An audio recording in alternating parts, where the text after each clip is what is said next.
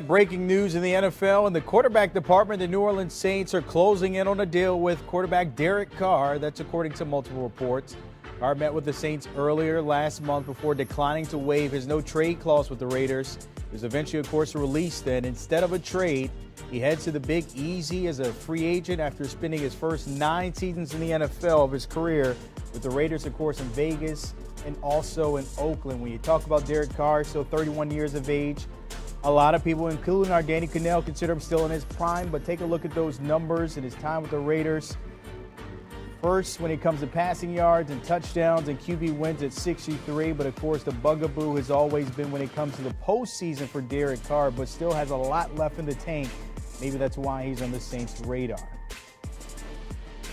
want to bring in our Jonathan Jones, lead NFL insider, with more on this. And JJ, before this news came out, we all were thinking maybe the Jets up north in New York. But instead, the Saints have slid in on the radar here. Your news, your reaction to this coming down today?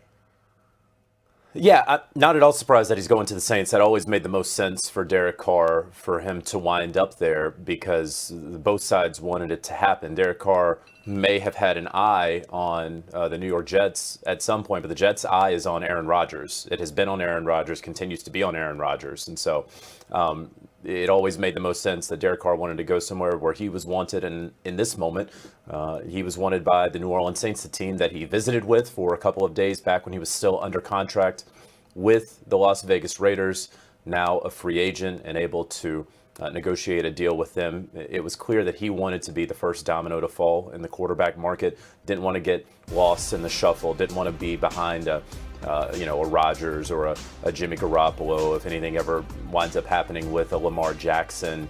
And so that was always the plan. The plan has gone according to plan. And so now closing in with the New Orleans Saints. You mentioned he wanted to go somewhere where he was wanted, and Dennis Allen, they do have a little brief history back in 2014. When they drafted him, he was the head coach at that time. How much do you think that played a factor in the Carr and that attraction there to New Orleans?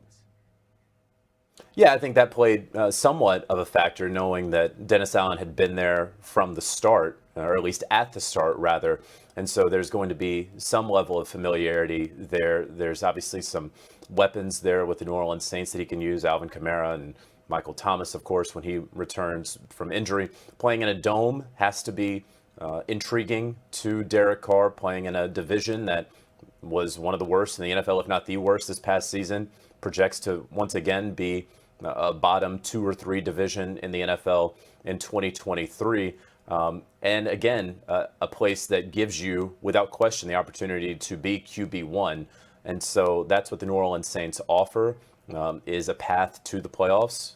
Brandon, I think you called it his bugaboo. There's no question about it. 9 years couldn't get that playoff win there for the Raiders, even though they got so close a couple of times. And so Derek Carr is now charged with becoming the Derek Carr of 2021, the Derek Carr who led so many game-winning drives and helped the team battle through so much adversity on and off the field, rather than the Derek Carr of this past season who just couldn't really get it all together when they were knocking at the door there later on in the season, just couldn't get over that hump.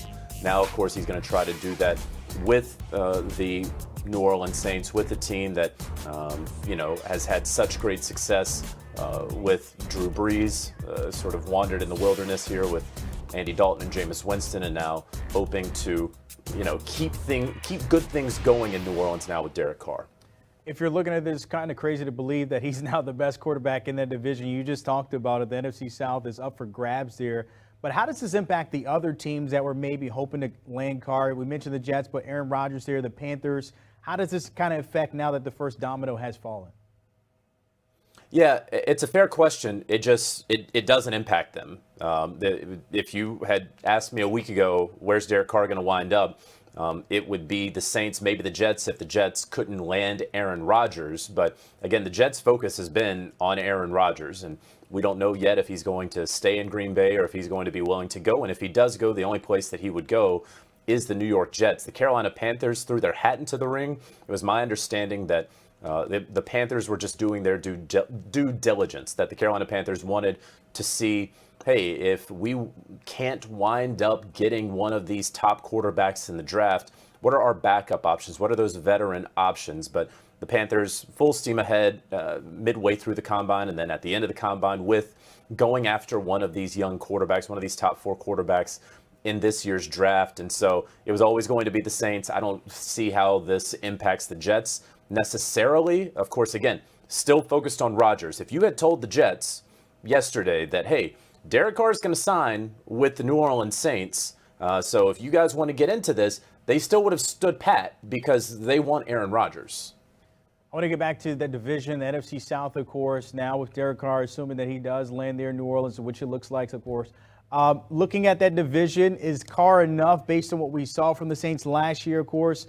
The topsy-turvy when it comes to their quarterbacks, but now landing him there, not knowing what the Panthers, what the Falcons or the Bucks might do at quarterback and other pieces around there. How does this set them up to maybe be the top of that conference here? Yeah, well, I mean, quarterback's the most important position in all of North American sports, and so they have the best one in that division. And so if you considered it fairly even in the NFC South today, well, now they have the best quarterback in the division, right? I mean, before today, it was maybe Desmond Ridder, who was under contract for 2023. And so now, as soon as this deal is done, and it'll be fascinating, Brandon, to see how this deal gets done. We know that the New Orleans Saints always work to get under the cap, just under the cap, every single year by a number of restructures, some difficult cuts here and there. The fact that they're able to get a quarterback who, listen, when the numbers come out, he's going to wind up averaging somewhere between, $33 and $38 million per year.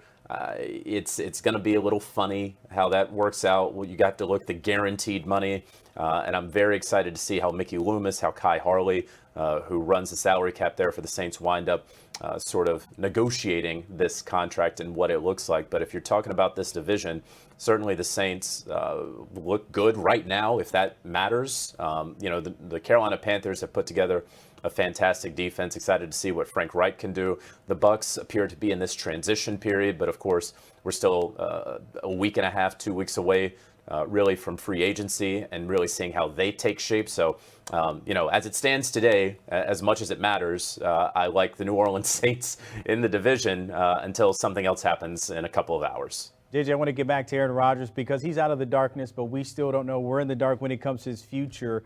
Now, of course, with Carr here, what does that mean for him? Is he thinking Jets here? Are we going back to the Packers? Kind of shed some light, maybe, if you will, on what's the deal with AR-12.